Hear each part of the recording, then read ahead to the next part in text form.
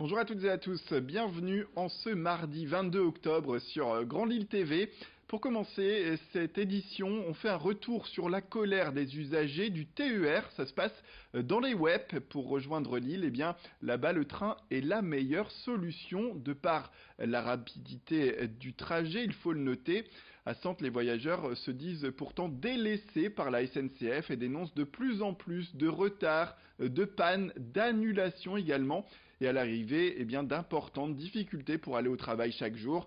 Exemple, hier matin, comme nous sommes allés les rencontrer sur les 4 trains à destination de Lille, celui de 7h30 a été supprimé et le suivant a dû faire plus d'arrêts pour compenser, ce qui a rallongé le temps de trajet de 25 minutes.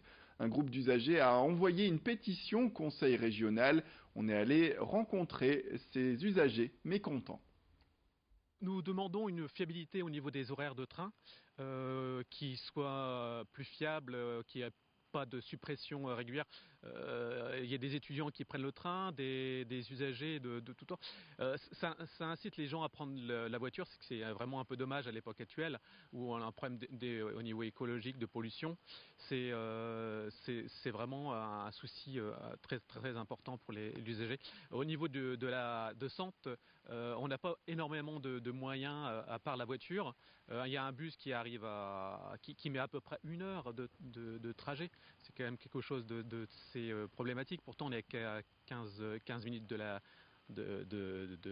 Lille.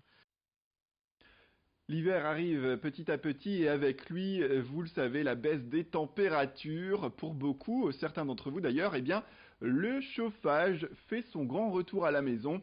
Il faut alors faire attention, comme chaque année, aux émanations de monoxyde de carbone.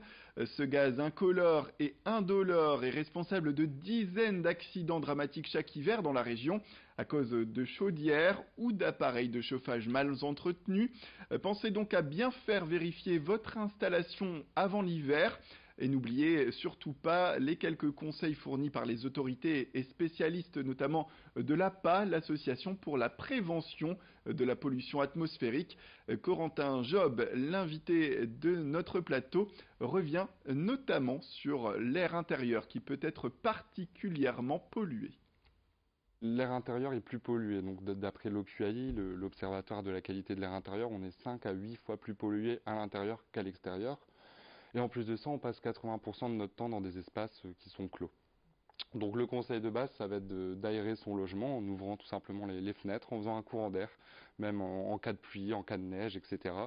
Faire un bon courant d'air, 10 minutes le matin, 10 minutes le soir et 10 minutes avant de se coucher, c'est déjà amplement suffisant pour essayer d'améliorer sa qualité de l'air intérieur.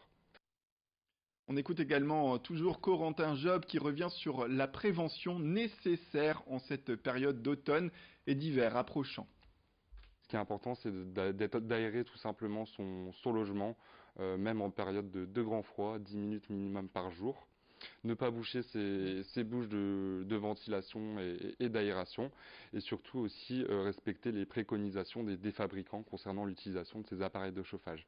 Je pense notamment aux appareils de chauffage d'appoint, type poêle à pétrole en fait, hein, qui ne doivent pas être utilisés en continu. On en vient au sport et le football avec la Ligue des Champions. Le LOSC reçoit à domicile demain Valence.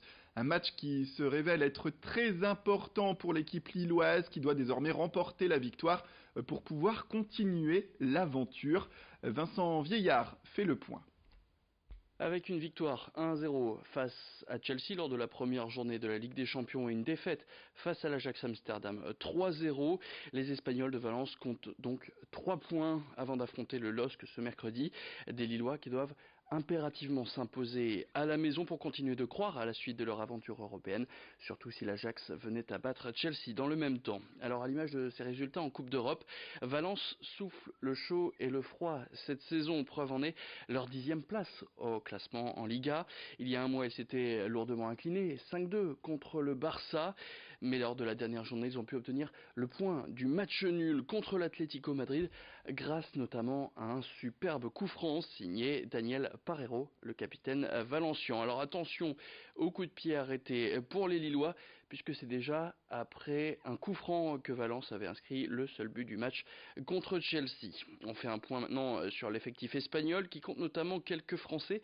Le plus célèbre parmi eux, c'est probablement Kevin Gamero, l'attaquant passé par le PSG entre 2011 et 2013, mais il ne faut pas oublier les milieux de terrain que sont Geoffrey Kondogbia ou encore Francis Coquelin, incertain pour ce match, mais qui est surtout le maillon fort de cette équipe dans l'entrejeu. Alors pour la petite histoire, la dernière fois que le LOSC et Valence s'étaient rencontrés, c'était en 2012 et les Espagnols s'étaient imposés 1-0 face aux Dogs qui n'avaient remporté qu'une seule victoire lors de leur phase de poule cette année-là.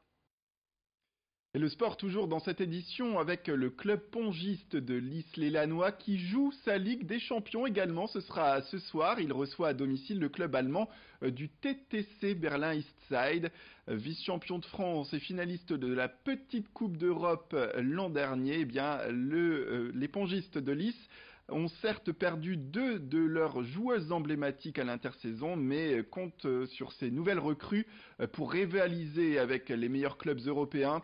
Après Berlin, les Lyssoises enchaîneront cette semaine dès jeudi avec un déplacement en Espagne pour la deuxième journée de cette Ligue des Champions.